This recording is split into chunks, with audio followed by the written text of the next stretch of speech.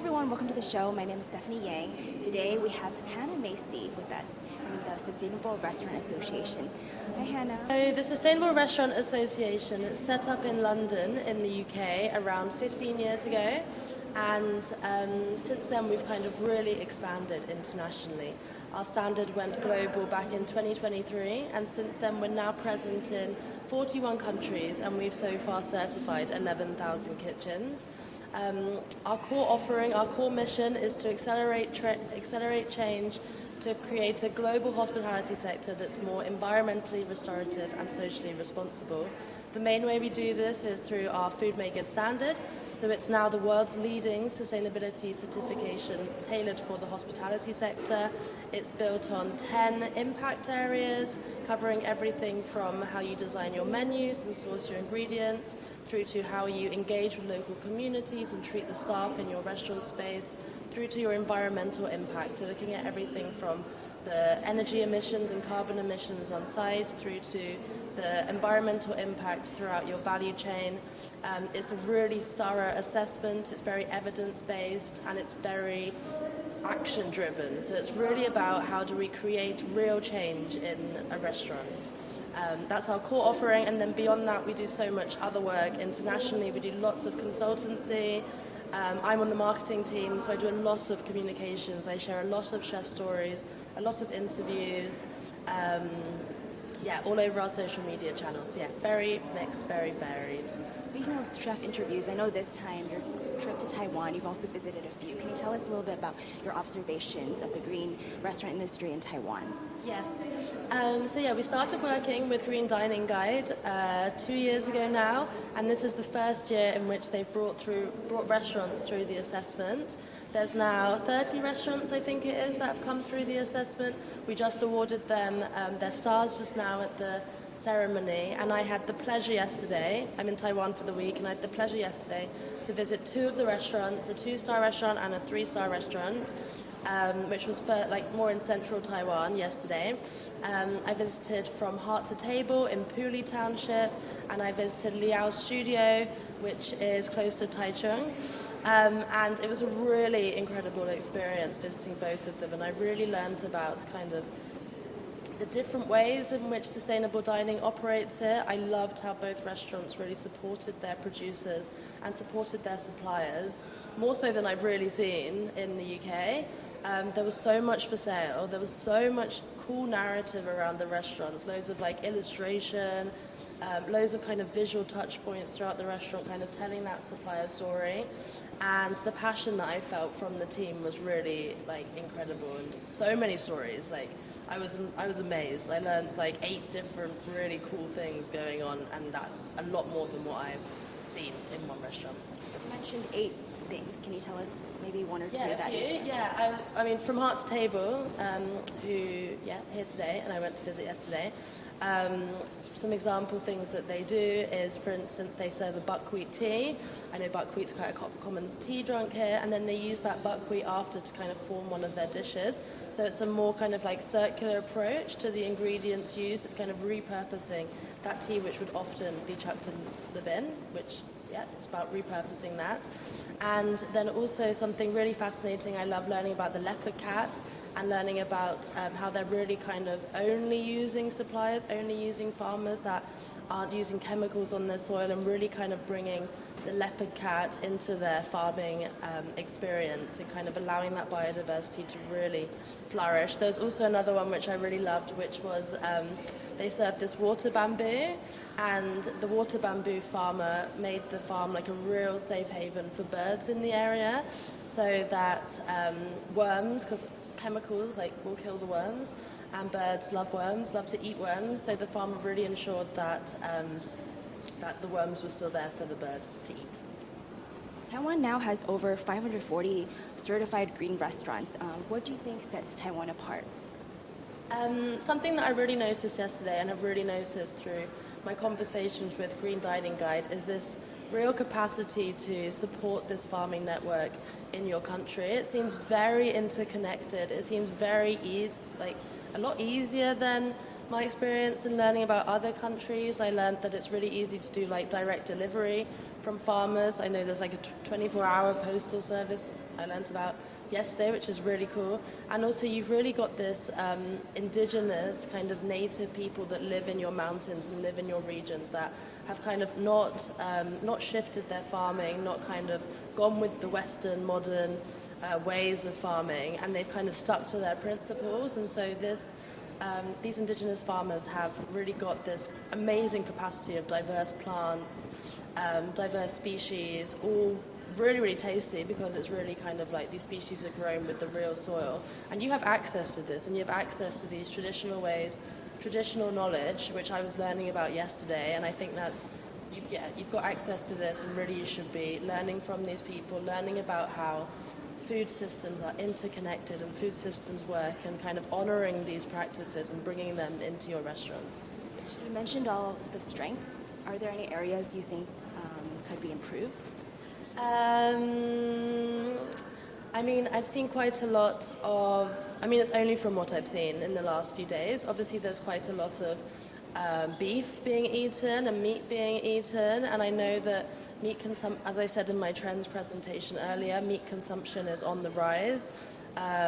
This is because of an increase of access, an increase of affordability, increase of inconvenience, but beef is one of the biggest greenhouse gas emitters. The stats for beef in comparison to other animal products is vast.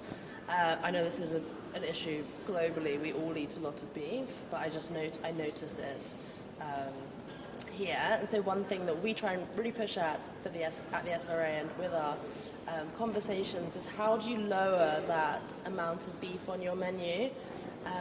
Something I shared earlier was around kind of really collaborating with butchers and taking a whole animal approach to the beef that you serve, really working with diverse cuts, not just the prime cuts but secondary cuts, also trying to repurpose a lot of offal or kind of other parts of the animals, try and maximize usage. And also I spoke about pulses as well. Pulses are kind of a great combiner with beef. You can kind of just lower the percentage of beef on your menu and increase the amount of pulses or mushrooms or these like plant-based additives which don't detract the flavor. If anything, they add to the flavor, I believe. What are some of the biggest global trends shaping sustainable dining going into 2026? And I think you mentioned a few in your report. Can you share with us again? Yeah. So one of the big things that I mentioned earlier, and which I truly believe is going to be shifting, is I spoke about how we're all, as consumers, as diners, as humans, we're all becoming so much more interconnected, so much more aware of climate issues, aware of the impact of our food systems, aware of the impact of our eating. And I believe that the issues surrounding climate and environment might seem a bit like far away for a lot of people, but I believe people are caring more and more about their health and about their physique and about their bodies. I know that, I don't know if this is a large issue here, but in England and in the West, there's a huge issue with the amount of ultra-processed foods we're eating. It's not real foods, it's like food-like substances, and the amount of energy emissions that go into the manufacturing process with these ultra-processed foods is huge, and it's not good for our health at the same time. So people are learning more and more about the health impact of these foods. And I also believe that people are learning more and more about the health impact of chemicals on our foods and chemical spray that's used in producing our food. And I feel like this awareness, I feel like as humans, we really care about ourselves quite a lot and how we look and our survival and how we'll be fit to live in the future. And I believe this like health proponent will kind of really move into 2026, which is tied to so many climate, food, environmental, biodiversity issues and solutions. And so from that, we're seeing quite a lot of like trends in the health space, which are really positive for the planet. So I said before, eating a lot more beans and pulses are so good for your gut health. Eating a lot more mushrooms and mycelium and fungi are proven to be really good for your mind, really good for your health, and also moving more towards eating more diverse plant species grown in these regenerative organic practices, moving away from industrially farmed food and produce. I really think that's one of the main things that we're going to be seeing in 2026 is this like human awareness, shift to health, that having a huge impact on the planet. I recall in your speech earlier you also mentioned about sustainable seafood. Can you tell us a little bit about that? Yes. So we do a lot on seafood. Obviously, we all know that our fish populations are hugely exploited. The supply chains are very, very complex. We're getting fish from, we don't really know where we're getting our fish from. There's huge documentation of like illegal, unreported fishing happening. There's a lot of issues with the method in which fish is caught. So like these huge industrial size like ships are basically going around the sea and like using these bottom trawlers like really like scrape the seabed just to catch as much fish as they can, and the scraping of the seabed is releasing a lot of methane into the atmosphere, which is causing this rise in global temperatures, and at the same time is destroying the habitats on the seabed and also catching like seals, whales, sharks, like these animals that are living and flourishing in part of the ecosystem in the ocean, which we don't want to be eating. And so we're really hoping and seeing in kind of micro pockets around the world this shift to understanding the seafood that's available in your region, working with smaller boats and smaller fishermen who really have a really good knowledge on when the stocks are healthy, when they are in a more diverse fish species, and then also, I think I mentioned about bivalves as well, like we're big proponents of bivalves, like mussels, clams, oysters, scallops, hand-dived scallops, not dredge scallops. And these bivalves, they are really, and also we're speaking a lot about algae as well, and seaweed, they are so positive for the ocean, they easily replenish, they take in kind of the dirty waters around them and clean the ocean as well, and they are, really low impact seafood option is the bivalves. What's your advice to become a more sustainable restaurant, and what are the first few steps? Yep. We work with restaurants all around the world, and the steps that we say is understand your operation first and foremost. Do an audit of kind of every single element of how your restaurant works. Put together a list of questions which impacts your front of house, your operations, your marketing, your back of house, and really analyze kind of what's going on. I mean, our standard is a really good kind of tool for understanding what questions you need to be asking. And so once you've kind of got all this information together, you kind of understand where you are. And then I think it's important, we say it really has to be a top-down approach that has to come from the senior team.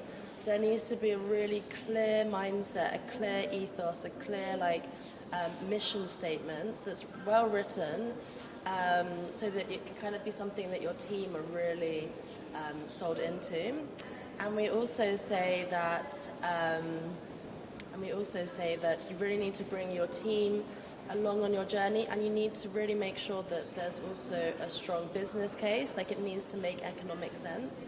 So you need to make sure your plans for the year ahead, they are really organized in collaboration with your business team, your operations team, your marketing team, and make sure that you're not overstretching. Make sure that you're not saying, I want to change 30 things this year, and then not get around to doing any of them. Pick 5 things, pick your core 5 things which link up to your ethos, and work out when do you want to achieve them, by when, what do you want the percentage impact to be, how will it shift next year, and then, as I said before, it's all about being really honest with your teams and your customers. Put this kind of outline about what you're planning to do on your website, make it really we read a lot of sustainability pages on websites, needs to be really, really clear, and then kind of distill this information into really easy to digest bits for your team to communicate to your customers, and then also to share on social media, bring your customers along, and just don't overwhelm yourself, don't try to do everything, there's no such thing as perfect, but make sure you're doing things and make sure you've got it organized between all teams. Business case is a huge thing. It needs to make economic sense for your business. There's no point having grand hopes. And we speak a lot about how better partnerships with suppliers, lowering your food waste, lowering the amount of single use you're buying into your space. That, yeah. Thank you, Hannah. Thank you for your time. Thank you. We'll see you in the next.